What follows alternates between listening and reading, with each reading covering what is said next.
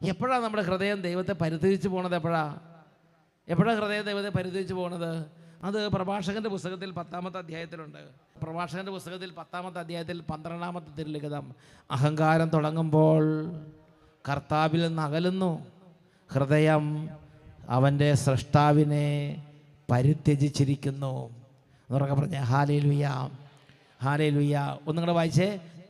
പ്രഭാഷകൻ്റെ പുസ്തകത്തിൽ 10-ാം അധ്യായത്തിൽ 12-ാമത്തെ തിരുലിഖിതം ഒന്ന് വായിച്ചേ. അഹങ്കാരം തുടങ്ങുമ്പോൾ കർത്താവിൽ നിന്ന് അകലുന്നു, ഹൃദയം അവൻ്റെ സ്രഷ്ടാവിനെ പരിത്യജിച്ചിരിക്കുന്നു. അഹങ്കാരത്തിൻ്റെ ആ ഒരു സ്പർശനം നമ്മുടെ ഹൃദയത്തിൽ നാമ്പെടുത്ത് അത് എത്രമാത്രം വളരുന്നു അത്രയും ഹൃദയം കർത്താവിനെ പരിത്യജിക്കും. ഞാൻ ചോദിക്കട്ടെ, നിങ്ങളുടെ ഹൃദയം യോനാട് ഹൃദയം പോലെയാണോ? അതോ നിങ്ങളുടെ ഹൃദയം കർത്താവിനെ തേടുന്ന ഹൃദയമാണോ? നിങ്ങളുടെ ഹൃദയം കർത്താവിനെ തേടുന്ന ഹൃദയമാണോ? നിങ്ങൾ എത്ര നേരത്തെ ഇത് അന്വേഷിക്കണം അത്ര നല്ലതാണ്.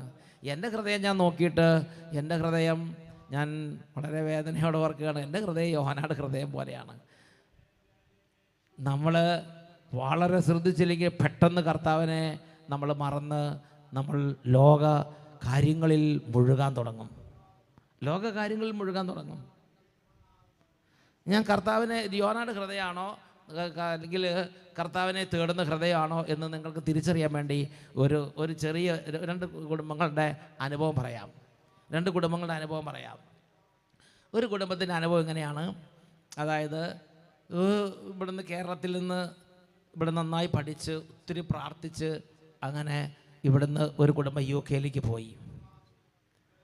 അവിടെ UK ചെന്നു. അവിടെ ചെന്നിട്ട് ജോലി കിട്ടുന്നില്ല.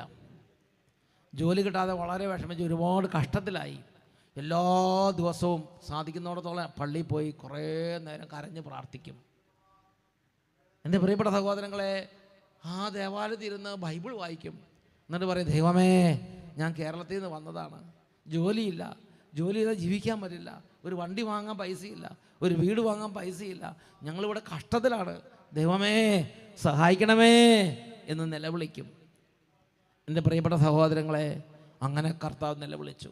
ഈ അട്ടപ്പാടി സഖിയോൻ ധ്യാന കേന്ദ്രത്തിലേക്ക് മധ്യസ്ഥ പ്രാർത്ഥന പറയും. അഭിഷേകത്തിന് കാണും, അഭിഷേകത്തിന് മുടങ്ങാതെ കാണും, കരഞ്ഞ് പ്രാർത്ഥിക്കും.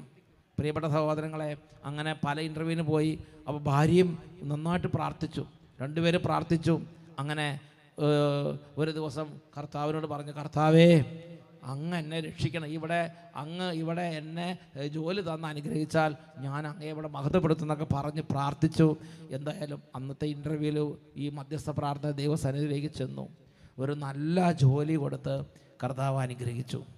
നല്ല ജോലി, നല്ല ശമ്പളം. അങ്ങനെ അദ്ദേഹം ജോലി കയറി. UK ജോലി കയറി. അങ്ങനെ ജോലി ഒരു മാസം ചെയ്ത് അതിൻ്റെ ശമ്പളം കിട്ടുന്ന സമയമുണ്ട്. ശമ്പളം വന്നു ആദ്യത്തെ ദിവസം തന്നെ അദ്ദേഹം നല്ല ഒരു കുപ്പി വാങ്ങിക്കൊണ്ടാണ് വീട്ടിലേക്ക് വരണത്. ഭാര്യ പറഞ്ഞു, ദൈവമേ, ചേട്ടാ, ഇങ്ങനെ ചെയ്യാൻ പാടുണ്ടോ? നമ്മൾ വന്ന വഴി നമ്മൾ മറക്കരുത്. അപ്പോൾ പറഞ്ഞു, ഇത്രയും വിഷമം വേദനകളിലൂടെ കടന്നുപോയതല്ലേ, ഒന്ന് സന്തോഷിക്കാൻ വേണ്ടി കൊണ്ടുവന്നാന്ന് പറഞ്ഞു. ഇതാണോ സന്തോഷം? പ്രാർത്ഥിക്കാൻ കുറച്ച് നേരം കൊണ്ട് അരമണിക്കൂർ കൊണ്ട് മുട്ടമെന്ന് പ്രാർത്ഥിക്കാനല്ലല്ലോ തോന്നിയത്. ഇന്ന് വരെ നമ്മൾ കൈകൂപ്പി പ്രാർത്ഥിക്കുന്ന ശമ്പളം കിട്ടിയ ദിവസം നമുക്ക് കൈകൾ വിരിച്ചു പിടിച്ച് കർത്താവിനെ മഹത്വപ്പെടുത്താൻ തോന്നിയില്ലല്ലോ. ഇതാണ് ഒട്ടുമിക്ക 99% മനുഷ്യരുടെ ഹൃദയം. നെഗളത്തിന് അടിമപ്പെട്ടു പോകും. ഒരു വിജയം ഉണ്ടായാൽ മതി, ഒരു കാര്യം നന്നായി ചെയ്താൽ മതി, അന്ന് നെഗളത്തിന് അടിമപ്പെട്ട് അന്ന് പ്രാർത്ഥനയിൽ സ്പിരിറ്റ് കുറയും. അന്ന് പണ്ടത്തെ പോലെ നമുക്ക് പ്രാർത്ഥിക്കാൻ പറ്റില്ല. നമുക്ക് നന്നായിട്ട് നിറച്ച് ഒന്നും വേണ്ട, നന്നായിട്ട് ഒരു കല്യാണ സദ്യക്ക് പോയാൽ മതി. തിരിച്ച് വന്ന പണ്ടത്തെ പോലെ പിന്നെ പ്രാർത്ഥിക്കാൻ പറ്റില്ല. നമുക്ക് ഏതെങ്കിലും ഒരു കാര്യം നന്നായി ചെയ്താൽ മതി, അന്ന് പ്രാർത്ഥന കുറയും, അന്ന് ദൈവത്തോടുള്ള എരിവ് കുറയും. അവരൊക്കെ പറഞ്ഞ ഹല്ലേലൂയ. ഈ മനുഷ്യൻ്റെ എരിവ് കുറഞ്ഞ്, പ്രാർത്ഥനയുടെ എരിവ് കുറഞ്ഞിട്ട് പകരം കുപ്പി മേടിച്ച് സന്തോഷിക്കുന്നതിലായി. അവൻ പറയാണ്, ഇത്രയും ടെൻഷനോട് കടന്നു വരുന്നത് ഒന്ന് റിലാക്സ് ചെയ്യട്ടെ എന്ന് പറഞ്ഞിട്ടാണ് കുപ്പി മേടിച്ചുകൊണ്ട് വരുന്നത്. ഞാൻ വേറൊരു കുടുംബത്തിൻ്റെ ഉദാഹരണം പറയാം. അത് സ്ലോവാക്യയിൽ നമ്മുടെ ധ്യാനം കൂടി ഒരു കുടുംബമാണ്. മൈക്കിൾ എന്ന് പറഞ്ഞൊരു ചെറുപ്പക്കാരൻ. ഈ കഴിഞ്ഞ മാസം അവൻ്റെ കല്യാണം നടന്നു. അവൻ ജർമ്മനിയിൽ BMW എന്ന് പറഞ്ഞ ഒരു വലിയ കമ്പനിയിൽ നല്ല ഒരുപാട് ശമ്പളമുള്ള ജോലി പ്രവേശിച്ചു. അപ്പോൾ ധ്യാനത്തിൻ്റെ ദൈവം അവനെ അനുഗ്രഹിച്ചതാണ്. അവൻ അന്ന് തൊട്ട് അവൻ ദൈവത്തെ സ്തുതിക്കാൻ തുടങ്ങി. അപ്പോൾ അവൻ പറഞ്ഞു, ഞാൻ വിവാഹം കഴിക്കാം. അവിടെ ചിലപ്പോൾ ഒത്തിരി പേര് വിവാഹം കഴിക്കാൻ താല്പര്യമില്ലാതിരിക്കുന്നവരുണ്ട്. എന്ന് ഇവൻ പറഞ്ഞു, ഞാനിപ്പോൾ നല്ല പൊസിഷനിലായി, ഒരുപാട് ശമ്പളമുണ്ട്, അതുകൊണ്ട് ഞാൻ കർത്താവിൻ്റെ വചനം അനുസരിച്ച് കല്യാണം കഴിക്കും. ഞാൻ കല്യാണം കഴിക്കുമ്പോൾ ഞാനൊരു പെണ്ണിനെ കല്യാണം കഴിക്കുകയുള്ളൂ എന്ന് അവൻ കർത്താവിനെ മഹത്വപ്പെടുത്താൻ വേണ്ടി വാക്ക് കൊടുത്തു. അങ്ങനെ ഒരുപാട് പ്രാർത്ഥനയുള്ള ഒരു പെൺകുട്ടിയെ അവൻ ജീവിത പങ്കാളിയെ സ്വീകരിച്ചു. ജർമ്മനിയിലാണ് ജോലി, സ്ലോവാക്യയിലാണ് വീട്. പക്ഷേ അവൻ നമ്മുടെ ധ്യാനം കൂടുന്ന ആളാണ്. പക്ഷേ അവൻ സ്വീകരിച്ചു. ഒരു നല്ലൊരു പെൺകുട്ടിയെ അവൻ വിവാഹം ചെയ്തു. അവൻ ചെയ്തത് എന്താണെന്നറിയോ? അപ്പം സ്ലോവാക്യയിലാണെങ്കിലും ജർമ്മനിയിലാണെങ്കിലും ഒരുപാട് വെഡിങ് പാർട്ടി എന്ന് പറയും, വെഡിങ് പാർട്ടി നടത്തും. അങ്ങനെ ഒത്തിരി പേരെ വിളിച്ച് സൽക്കരിക്കലും മദ്യം കൊടുക്കലും അങ്ങനെ നല്ല വിധത്തിലുള്ള സൽക്കാരങ്ങളൊക്കെയാണ് ശരിക്കും അവിടുത്തെ കൾച്ചർ അനുസരിച്ച്. ഇവൻ പറഞ്ഞു, ഞാൻ ആ കൾച്ചറിലെ ആളല്ല, എൻ്റെ കൾച്ചറിൻ്റെ അടിസ്ഥാനം ബൈബിളാണ്. അതുകൊണ്ട് അദ്ദേഹം പറഞ്ഞു, എൻ്റെ കല്യാണം കഴിഞ്ഞാൽ ഉടനെ തന്നെ 1 മണിക്കൂർ നേരം, 1 മണിക്കൂറാണ് 1/2 മണിക്കൂറെന്ന് അറിയില്ല, ഒരു 1/2 മണിക്കൂർ നേരം ആരാധന ഉണ്ടായിരിക്കും, എല്ലാവർക്കും അതിൽ പങ്കെടുക്കാമെന്ന് പറഞ്ഞു. ചെയ്യുമോ നിങ്ങൾ? അദ്ദേഹം പറഞ്ഞു, എൻ്റെ ദൈവം എന്നെ അനുഗ്രഹിച്ചു, അതുകൊണ്ട് എനിക്ക് നിങ്ങളോടൊന്നും കടപ്പാടില്ല. I am not at all committed to you. നിങ്ങളെ ബന്ധുക്കളോ മിത്രങ്ങളോ ആര് വെറുത്താലും കുഴപ്പമില്ല, ആര് ഇതായാലും കുഴപ്പമില്ല. ഞാൻ എൻ്റെ കർത്താവിനെ ആരാധിച്ചിട്ട് ബാക്കി കാര്യമുള്ളൂ. എന്നിട്ട് കല്യാണം കഴിഞ്ഞ് വികാരിച്ചോണ്ട് പറഞ്ഞു, ആരാധനയ്ക്ക് എഴുന്നള്ളിച്ച് നോക്കാൻ പറഞ്ഞ്.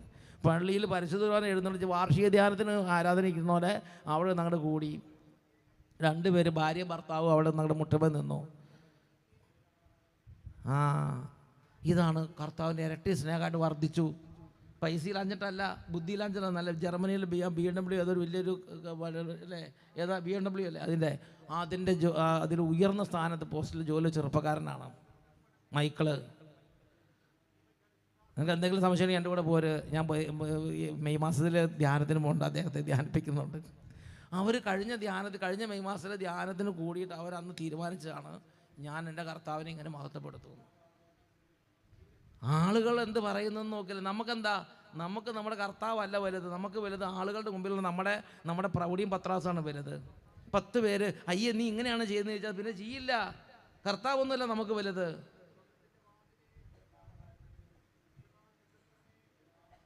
യോന ഓടി ഒളിക്കാനേ ശ്രമിച്ചുള്ളൂ. നമ്മൾ കർത്താവിൻ്റെ രൂപം എന്ത് ചെയ്യും? ചാക്കിട്ട് മറച്ച് കളയും, മറ്റുള്ളവർ നമുക്ക് നാണക്കേടാണെങ്കിൽ.